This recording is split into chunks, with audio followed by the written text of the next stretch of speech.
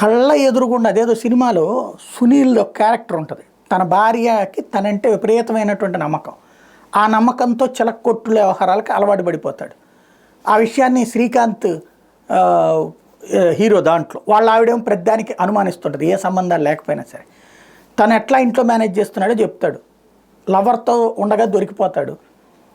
భార్య అడిగితే అదేంటి అమ్మాయి ఎవరంటే, ఎవరు నీకు అట్లా కనిపిస్తున్నదా, నేనంటే కనుక అట్లాగే నీకు అనుమానం వచ్చిందే అంటూ ఏమీ లేని అక్కడ అమ్మాయి ఏమీ లేనట్టుగా తన కళ్ళ ఎదురుగుండానే బయటికి వెళ్ళిపోతుంది.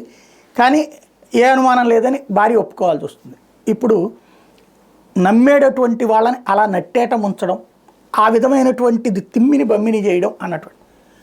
వంశీ సత్యవర్ధని కిడ్నాప్ చేశాడు, విజువల్ చూపించారు, కళ్ళ ఎదురుగుండా కనబడుతుంది కదా. అతను బ్యాగ్ వేసుకున్నాడు, నడిచి వస్తున్నాడు, వంశీతో పోయాడు, చక్కగా ఎక్కాడు లిఫ్టు, చక్కగా వెళ్ళాడు. కనీసం భుజం మీద చెయ్యేసి కనబడింది అక్కడ?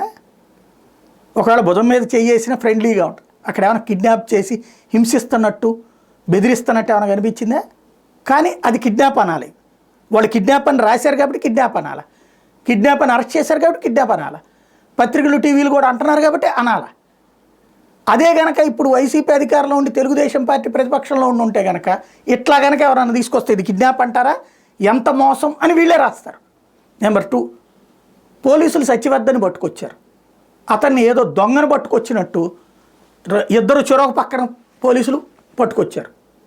అది చూస్తే నిర్బంధంలాగా కనబడుతుంది. అది కిడ్నాపా, ఇది కిడ్నాపా? ప్రాక్టికల్గా అర్థం కావాల్సింది అదే. 2 విజువల్స్ జనం చూస్తున్నారు. అదేమో రక్షించారట, ఇదేమో కిడ్నాప్ అంట. నువ్వు అలాగ ఆలోచించు, మేము ఎలా చెప్పామో అలాగే ఆలోచించు. ఇదే ప్రస్తుత తెలుగు జర్నలిజం.